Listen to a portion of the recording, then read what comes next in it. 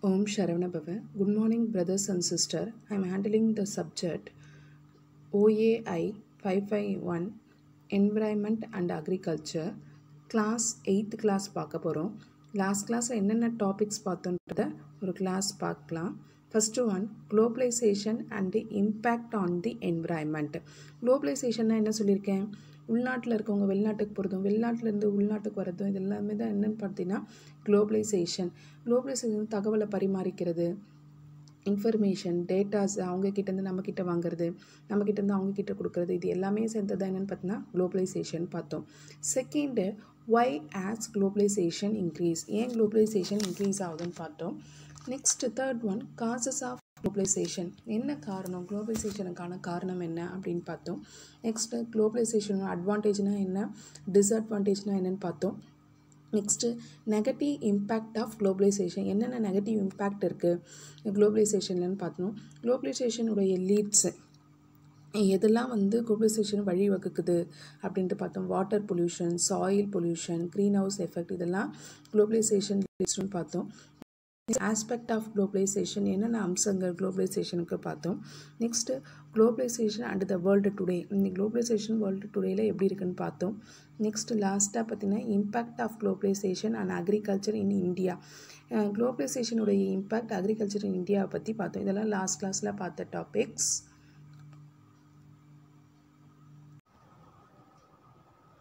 இந்த கிளாஸில் என்ன பார்க்க போகிறோம்னு பார்த்தீங்கன்னா ஆக்ரோ எக்கோசிஸ்டம். ஆக்ரோ எக்கோசிஸ்டம் பார்த்தீங்கன்னா இந்த யூனிட்டில் லாஸ்ட் டாபிக் டெஃபினேஷன் பார்ப்போம். And agro ecosystem is the basic unit of study in agro ecology and is somewhat arbitrarily defined as spatially and functionally coherent unit of agriculture activity and include the living and non-living component involved in that unit as well as their interaction. Agro ecology என்னன்னு பார்த்தீங்கன்னா வேளாண்மை அமைப்பு. நம்ம வேளாண்மை அறிவியலை அடிப்படையாக ஆய்வு செய்வது தான் என்னென்னு பார்த்தீங்கன்னா ஆக்ரோ எக்காலஜி. இடத்தையும் ஃபங்க்ஷன் செயல்பாட்டையும் தான் என்ன பேஸ் பண்ணது தான் என்னென்னு பார்த்தீங்கன்னா அக்ரிகல்ச்சருடைய ஆக்டிவிட்டீஸ் இருக்கும். அக்ரிகல்ச்சர் ஆக்டிவிட்டீஸ் எதெல்லாம் இன்க்ளூட் பண்ணது அப்படின்னு பார்த்தீங்கன்னா லிவிங் காம்பனண்ட்டையும் நான் லிவிங் காம்பனண்ட்டையும் இன்க்ளூட் பண்ணுது.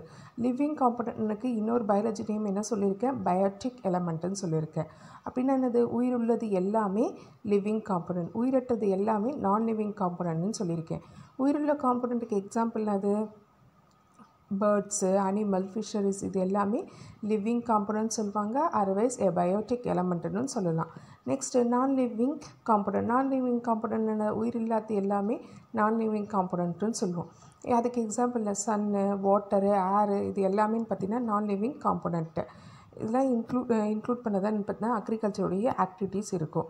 Next an ecosystem is a basic unit in which animals, plant and microorganisms interact with the environmental element around them, temperature and an agro ecosystem therefore refer to the interaction taking place in agriculture sense and involving crops. எக்கோசிஸ்டம்னு என்ன, சுற்றுப்புற சூழல். இது எதெல்லாம் யூனிட்டாக வச்சுருக்குதுன்னு பார்த்திங்கன்னா animals, plant, micro organism, இது எது கூட interact பண்ணுது, பிளான்ட்டு, அனிமலு, மைக்ரோ ஆர்கானிசம் எதோட இன்ட்ராக்ட் பண்ணியிருக்குன்னு பார்த்தீங்கன்னா என்விரான்மெண்டல் எலமெண்ட் கூட. என்விரான்மெண்டல் எலமெண்ட்டில் like that temperature and then பார்த்தீங்கன்னா ஆர்கோ எக்கோசிஸ்டம், இது எல்லாமே பார்த்தீங்கன்னா இது எது கூட இன்க்ளூட் ஆக அக்ரிகல்ச்சர் சென்ஸுக்கும் க்ராப்பை இன்வால்வ் பண்ணுறதுக்கு தான் நம்ம யூஸ் பண்ணுறோம். Next importance of agro ecosystem, என்னென்ன இம்பார்ட்டன்ஸ் ஆக்ரோ எக்கோசிஸ்டம்னு பார்க்கும்போது ecosystem is the basic of life and all human activities. சுற்றுப்புற சூழல் பார்த்திங்கன்னா ஒருத்தர் வாழ்க்கையும் அந்த ஹியூமனுடைய ஆக்டிவிட்டீஸையும் பேஸ் பண்ணது தான் என்னென்னு பார்த்தீங்கன்னா ஆக்ரோ எக்காலஜியுடைய இம்பார்ட்டன்ஸ். இம்பார்ட்டன்ஸ் ஆஃப் ஆக்ரோ எக்கோசிஸ்டம்னு நெக்ஸ்ட் பாயிண்ட் பார்த்திங்கன்னா conservation of biological diversity is very important for proper functioning of ecosystem and for delivering ecosystem service. இப்போது எக்கோசிஸ்டம் பார்த்திங்கன்னா சரியான செயல்படுத்துகிறதும் சரி, மேம்படுத்துகிறதும் சரி, அந்த மாதிரி சரியான செயல்பாட்டில் கொண்டு போயிட்டு மேம்படுத்தணும் அப்படின்னு பார்த்திங்கன்னா அதில் இருக்கிற நிறைய உயிரினங்கள் என்ன பாதுகாப்புறது அதில் பாதுகாக்கிறோம். அந்த மாதிரி பாதுகாத்தோம் அப்படின்னு பார்த்தீங்கன்னா அந்த இம்பார்ட்டன்ஸ் ஆஃப் எக்கோசிஸ்டம். ஓகேங்களா. Next maintaining biodiversity in agro ecosystem makes agricultural production more sustainable and economically viable. இந்த மாதிரி வேளாண்மை சூழலில் பார்க்கும்போது அதிகமான உயிரினங்களை வந்து நம்ம பாதுகாப்பது, நெக்ஸ்ட்டு விவசாயத்தை வந்து உற்பத்தி அதிகப்படுத்துறது, நெக்ஸ்ட் பொருளாதார ரீதியை அதிகப்படுத்துறது தான் பார்த்திங்கன்னா importance of agro ecosystem. Okay. Next characteristic of agro ecosystem. பண்புகள் என்ன, ergo ecosystem உடைய பண்புகள் பார்க்க போகிறோம். ergo ecosystem are created, regulated, feed, protected and improved by humans, lack diversity, stability, circulation of nutrients and self-regulations and live to biomass in the field because of reaping. இந்த agro ecosystem பார்த்திங்கன்னா நம்ம கரெக்டான முறையில் ஒழுங்காக கொண்டு போகணும், அதுக்கு தேவையான ஊட்டச்சத்தை கொடுக்கணும். தென் பார்த்திங்கன்னா மனிதனுக்கு எந்த ஒரு பாதிப்பும் ஏற்படுத்தக்கூடாது. இது மாதிரிலாம் கொண்டு போனது தான் பார்த்திங்கன்னா characteristic for agro ecosystem. Next factor affecting agro ecosystem. வேளாண்மை சூழல் அமைப்புடைய பாதிக்கும் காரணிகள் என்ன? ஓகேங்களா. Agriculture ecosystem is greatly influenced by the natural, climatic and man-made factor, day length, sunshine hour, intensity of solar radiation, cloud cover, temperature, wind and precipitation have significant role on plant physical and their vegetable and reproductive growth. இப்போது வேளாண்மையானது agro ecosystem. ஓகேங்களா. இது பார்த்திங்கன்னா இயற்கையான temperature அதுக்கு இருக்கும். அந்த இயற்கையான temperature மாறுது அப்படின்னு பார்த்திங்கன்னா ஹியூமனுடைய ஆக்டிவிட்டீஸ் தானே. ஹியூமனுடைய ஆக்டிவிட்டீஸ்லாம் என்ன அப்படின்னு பார்த்திங்கன்னா டீஃபாரஸ்டேஷன் பண்ணுறோம். டீஃபாரஸ்டேஷன் பண்ணுறதுனால வாட்டர் பொல்யூஷன் ஆகுது, சாயில் எரோஷன் ஆகுது. இதனால தான் என்ன ஆகுது அப்படின்னு பார்த்திங்கன்னா பாதிப்பு ரொம்ப பெருசாக ஏற்படுத்துது. இப்போ டெம்பரேச்சர் சேஞ்ச் ஆகுது, நேச்சராக இருக்க டெம்பரேச்சர் சேஞ்ச் ஆகுது அப்படின்னு பார்த்திங்கன்னா அதுக்கு சரியான சூரிய ஒளி கிடைக்காது, அந்த சூரிய கதிர்வீச்சு கிடைக்காது. நெக்ஸ்ட் மேகமூட்டமாக இருக்கும், காற்று இருக்கும், மழை பொழிவு இருக்குது. இந்த மாறி மாறி சர்க்குலேஷன் நடக்கிறதுனால என்ன ஆகுது அப்படின்னு பார்த்திங்கன்னா பிளான்ட்டும் சரி, உயிரினங்களும் சரி, அந்த காய்கறிகளும் பார்த்திங்கன்னா சரியான வளர்ச்சி இல்லாமல் பாதிக்கப்படுது. இதுதான் பார்த்திங்கன்னா factor affecting agro ecosystem. Next பார்த்திங்கன்னா benefit of agro ecosystem. Agro எக்கோசிஸ்டமில் பார்த்திங்கன்னா அதோடைய நன்மைகள் என்னென்னு பார்க்க போகிறோம். First point, this means farming that not only produces food, job and economical well-being but also create cultural, social and environmental benefit. இப்போது இந்த ஆக்ரோ எக்கோசிஸ்டம் பார்த்திங்கன்னா ஃபுட்டையும் ஜாபையும் பொருளாதாரத்தின் நல்வாழ்வையும் ஊக்குவிக்கிறது. நல்வாழ்வு தரது மட்டும் இல்லாமல் நம்மளுடைய கல்ச்சருக்கும் சரி, சுற்றுப்புற சூழலுக்கும் நன்மை தருது. சரிங்களா. நெக்ஸ்ட்டு ஆக்ரோ எக்காலஜி பார்த்திங்கன்னா also protect and provide ecosystem service like pollination, natural pest control, nutrition, water cycling and erosion control. இதோடைய நன்மை என்ன அப்படின்னு பார்த்திங்கன்னா இயற்கையான பூச்சிக்கொல்லியை கட்டுப்படுத்துறதும் சரி, ஊட்டச்சத்து குறையாமல் பாதுகாக்கிறதும் சரி, வாட்டர் சைக்கிளிங் வந்து கரெக்டான நடக்கிறதுக்காகவும் சரி, சாயில் எரோஷன் இல்லாமல் பாதுகாக்கிறதுன்னு பார்த்திங்கன்னா ஆக்ரோ எக்கோசிஸ்டமுடைய பெனிஃபிட்ஸ். நெக்ஸ்ட்டு என்ன டாபிக் பார்க்க போகிறோம் அப்படின்னு பார்த்தோன்னா functional component of an agro ecosystem. Agro எக்கோசிஸ்டமுடைய செயல்பாடு என்ன அப்படின்றத பற்றி தான் படிக்க போகிறோம். ஓகேங்களா. In addition to the natural input provided by the atmosphere and the sun, an agro ecosystem has a whole set of human input that come from the output the system. An agro ecosystem also a set of output labeled here as consumption and market. இப்போ நேச்சுரலாக நம்ம கொடுக்கக்கூடிய அட்மாஸ்பியரையும் சன்னையும் நம்மளால் கொடுக்க முடியாது. ஓகேங்களா. அது தவிர்த்து அதில் இருக்க மற்ற எல்லாத்தையுமே என்ன பண்ணுறாங்கன்னு பார்த்திங்கன்னா ஹியூமன் இன்புட்டாக கொடுத்து அவுட்புட்டாக வெளியில் வாங்குறாங்க. அப்படி அவுட்புட்டாக வெளியில் வாங்குறதுக்கு தான் நேம் என்னன்னு பார்த்தீங்கன்னா கன்சப்ஷன் அண்டு மார்க்கெட் அப்படின்னு சொல்கிறாங்க. இதுதான் function of an agro ecosystem. இந்த ஸ்ட்ரக்சர் தான் பார்த்தீங்கன்னா functional component of an agro ecosystem. இந்த அக்ரோ எக்கோசிஸ்டம்னா நான் என்ன சொல்லியிருக்கேன், ஃபங்க்ஷன் என்னன்னு சொல்லியிருக்கேன் பார்த்தீங்கன்னா, நேச்சுரலாகவே அட்மாஸ்பியரையும் சன்னும் இருக்கும். ஹியூமன் என்ன பண்ணுறாங்க, இன்புட்டை கொடுத்துட்டு அவுட்புட்டை ரிலீஸ் பண்ணுறாங்க. அந்த அவுட்புட்டுக்கு நேம் தான் என்ன பார்த்தீங்கன்னா கன்சப்ஷன் அண்டு மார்க்கெட்ஸ்ன்னு சொல்லியிருக்கேன். இதில் பாருங்கள், இந்த ஸ்ட்ரக்சரில் பார்த்தீங்க அப்படின்னு பார்த்தீங்கன்னா அட்மாஸ்பியர் அண்டு ரெயின் இருக்குது, சன் இருக்குது. ஓகேங்களா. டாட்டட் லைன்ஸ் பார்த்தீங்கன்னா நியூட்ரியன்ட்ஸு அண்ட் தென் பார்த்தீங்கன்னா ஸ்ட்ரெயிட் லைன் ஆரோஸ் பார்த்திங்கன்னா எனர்ஜி. நியூட்ரியன்ஸ் பார்த்திங்கன்னா டாட்டர் லைன்ஸு. இதில் அட்மாஸ்பியர்லேருந்து அட்மாஸ்பியர் அண்ட் ரெயினும் பார்த்திங்கன்னா சாயிலுக்கு என்ன கொடுக்குது, நியூட்ரியன்ட்டை கொடுக்குது. ஓகேங்களா. அதே மாதிரி கிராப் லேண்டுக்கும் என்ன கொடுக்குது, நியூட்ரியன்ட்டை கொடுக்குது. இப்போ சன் என்ன கொடுக்குது, சன்னும் என்ன கிராப் லேண்டுக்கு எனர்ஜியை கொடுக்குது. எனர்ஜி கொடுத்ததுக்கப்புறம் ஹியூமன் என்ன பண்ணுறாங்க, இன்புட்டாக கிராப் லேண்டுக்கு கொடுக்குறாங்க. எனர்ஜியும் கொடுக்குறாங்க, நியூட்ரியன்ட்டும் கொடுக்குறாங்க. ஓகேங்களா. அப்புறம் அதையே ஹியூமன் இன்புட் பார்த்தா அனிமல் ப்ராடக்டை வளர்க்குறதுக்கும் யூஸ் ஆகுது. நெக்ஸ்ட்டு கிராப் லேண்ட்ஸ் என்ன ஆகுது அப்படின்னு பார்த்தீங்கன்னா கன்சப்ஷன் ஆகும், மார்க்கெட்டுக்கு வருது. மார்க்கெட்டுக்கு வந்ததுக்கப்புறம் என்ன ஆகுதுன்னு பார்த்தீங்கன்னா டீகம்போசஸ் ஆகுது. ஓகேங்களா. எங்கே ஆகுது அப்படின்னு பார்த்தீங்கன்னா சாயில்ஸில் ஆகலாம்.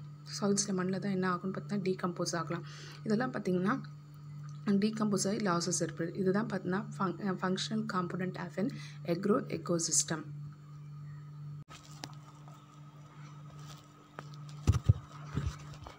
Next component of agro ecosystem. என்னென்ன காம்போனன்ட் ஆஃப் அக்ரோ எக்கோசிஸ்டம் பார்த்தீங்கன்னா, ஃபங்க்ஷனில் அக்ரோ எக்கோசிஸ்டமில் என்ன பார்க்குறோம், நேச்சுரலான சன்னும் இருக்கும், அட்மாஸ்பியரும் இருக்கும் அப்படின்றது பார்த்தோம். மற்ற எல்லா இன்புட்டையும் ஹியூமன் கொடுத்து அவுட்புட்டை வாங்குறத கன்சப்ஷன் அண்டு மார்க்கெட்ஸ் தான் பார்த்தோம். ஃபங்க்ஷன் ஆஃப் அக்ரோ எக்கோசிஸ்டம் பார்த்தோம். இப்போ காம்போனன்ட் பார்க்கும்போது சன்லைட் என்ன பண்ணுது அப்படின்னு பார்த்தீங்கன்னா பிளான்ட்டுக்கு போகுது. ஓகேங்களா. பிளான்ட் என்ன ஆகுது, அனிமல்ஸுக்கு போகுது. அதே பிளான்ட்டை யார் க்ரோத் பண்ணுறா, ஹியூமன் என்ன பண்ணுறாங்க, இன்புட்டும் கொடுக்குறாங்க, அவுட்புட்டும் கொடுக்குறாங்க. நெக்ஸ்ட்டு இந்த ஹியூமனும் சரி அனிமல்ஸும் சரி பிளான்ட்லேருந்து வர வேஸ்டேஜை ஆர்கானிக் மேட்டர்னு சொல்லுவோம். டீகம்போஸ்ட் ஆனதை ஆர்கானிக் மேட்டர்னு சொல்கிறோம். அது என்ன ஆகும், திருக்கும் மைக்ரோ பபிள்ஸ் கிட்ட அந்த ஆர்கானிக் மேட்டர் நுண்ணுயிர்கள் கிட்ட போகும். மைக்ரோ பபிள்ஸ்னானது நுண்ணுயிர்கள். அப்புறம் அம்மூஸ் அப்படின்னு பார்த்தோம் கடலை கிட்ட திருப்பி அந்த சாயில் சின்னதாக போய் சாயில்ஸில் போய் அக்கறாகும். இதுதான் என்ன ஆகுதுன்னு பார்த்திங்கன்னா காம்போனன்ட் ஆஃப் அக்ரோ எக்கோசிஸ்டம் அப்படின்றது. Next agro ecosystem facing global climate change. உலகளவில் பார்த்திங்கன்னா என்ன மாற்றத்தை எதிர்கொள்ளுது அக்ரோ எக்கோசிஸ்டம்ன்றதை பற்றி பார்க்க போகிறோம். First one, climate change and variability in years to come should in principle affect agro ecosystem worldwide due to the impact on planet growth and yield by elevated atmosphere, CO2 concentration, high temperature, altered precipitation, mix and increased frequency of extreme event as well as modified winds, pest, pathogen pressures. இப்போது world அளவில் வந்து climate changes ஆகுதுன்னு பார்த்தீங்கன்னா நிறைய பாதிப்பை ஏற்படுத்துது. இப்போ இன்றைக்கி இருக்கிற டெம்பரேச்சர் தான் பார்த்தீங்கன்னா நாளைக்கு இருக்கிறதில்ல. ஒரே மாதிரி டெம்பரேச்சரும் என்ன ஆகுது அப்படின்னு பார்த்தீங்கன்னா மெயின்டைன் ஆகாது. இது நம்ம நாட்டில் மட்டும் இல்லை, எல்லா நாட்டிலையும் நடக்கிற ஒரு விஷயந்தான். கிளைமேட் சேஞ்சஸ் ஆகிறதுக்கான மெயின் காரணம் என்ன அப்படின்னு பார்க்கும்போது, நம்ம அதிகமாக டீஃபாரஸ்டேஷன் பண்ணுறதுனாலையும் பொல்யூஷன்ஸ் வந்து அதிகமாக அக்கர் பண்ணுறதுனாலையும் என்ன ஆகுதுன்னு பார்த்தீங்கன்னா கிளைமேட் வந்து அதிகமாக சேஞ்சஸ் ஏற்படுது. இப்போ டீஃபாரஸ்டேஷன் சாயில் எரோஷன் ஆகும். அந்த பர்டிகுலர் காற்று என்ன ஆகுது, மரங்களை அதிகமாக வெட்டதுனால என்ன ஆகும்னு பார்த்தீங்கன்னா கிளைமேட் வந்து சேஞ்சஸ் ஆகும். அந்த கிளைமேட் சேஞ்சஸ் ஆகுறதுனால பிளானட்டோடைய க்ரோத்து பார்த்திங்கன்னா இருக்காது. எதனால் பிளானட் க்ரோத்னா ஹை டெம்பரேச்சர் ஆகுறதுனால பிளானட் வந்து என்ன ஆகுதுன்னு பார்த்தீங்கன்னா க்ரோத்து வந்து இருக்காது. சரியான மழைப்பொழிவு இல்லாதனால இன்றைக்கி மழை பெய்யுது நாளைக்கு மழை பெய்யுது, இந்த மாதிரினால ரீசன்னால என்ன ஆகுதுன்னு பார்த்திங்கன்னா பிளானட்டோடைய க்ரோத் வந்து கம்மியாகுது. இதுதான் பார்த்தீங்கன்னா பெரிய மாற்றத்தை எதிர்கொள்கிறதுக்கான agro ecosystem. Next, measure to combat the effect of climate change on agro ecosystem. இப்போது இந்த ஆக்ரோ எக்கோசிஸ்டம் பார்த்திங்கன்னா கிளைமேட் சேஞ்சஸ்னால நிறைய விளைவை வந்து அந்த எதிர்கொள்வதற்கான நம்ம நடவடிக்கை என்னெல்லாம் எடுக்க போகிறோன்றதை பற்றி பார்க்க போகிறோம். First one, more efficient use of animal manure. அப்படின்னா என்னென்னு பார்த்தீங்கன்னா, இப்போ அனிமலுக்கு வந்து என்னென்னலாம் தேவை அப்படின்றதுக்கு அதுக்கான என்ன ஊட்டச்சத்து தேவை அதெல்லாம் போட்டு வளர்க்குறது தான் பார்த்திங்கன்னா first point. Second one, application of sewage sludge. கழிவு நீரை எப்படிலாம் யூஸ் பண்ணுறோம் அப்படின்றதுக்கு அதுக்கேற்ற நடவடிக்கை ஆக்ரோ எக்கோசிஸ்டமில் நம்ம யூஸ் பண்ணுறோம். Convert to know till agriculture மட்டும் இல்லாமல் வேளாண்மைக்கு வேறு என்னெல்லாம் தேவையோ அதுக்கேற்ற நடவடிக்கை நம்ம எடுக்கிறது. Next use surplus arable land to deintensify production. அப்படின்னா என்ன அப்படின்னு பார்க்கும்போது உற்பத்திக்காக நம்ம என்ன பண்ணுறோம் அப்படின்னு நம்ம உபரி நிலங்களை பயன்படுத்தலாம். உபரி நிலம் அப்படின்னு சொல்லும்போது விவசாயத்துக்காக அரபிள் லேண்ட் அப்படின்னா விவசாய நிலம், சர்ப்ளஸ்னால் அதிகமாக என்ன பண்ணுறோம் உபரி நிலத்துக்காக ப்ரொடக்ஷனுக்காக உற்பத்திக்காக நம்ம என்ன பண்ணுறோம் அப்படின்னு பார்த்தா உபரி நிலங்களை வந்து பயன்படுத்துகிறோம். Next use surplus arable land to plant woodland. மரங்களை வளர்க்குறதுக்காக நம்ம என்ன பண்ணுறோம் சர்ப்ளஸ் அர்பல் லேண்டை யூஸ் பண்ணுறோம். சர்ப்ளஸ் அர்பல்னா உபரி நிலங்களை நம்ம யூஸ் பண்ணுறோம். ஓகேங்களா. Last point use surplus arable land to grow the biofuel. எரிபொருளுக்காக நம்ம என்ன பண்ணுறோம் அப்படின்னு பார்த்தீங்கன்னா எரிபொருள் க்ரோத் வளர்க்குறதுக்காக சர்ப்ளஸ் அர்பல் லேண்டை வந்து நம்ம யூட்டிலைஸ் பண்ணுறோம்.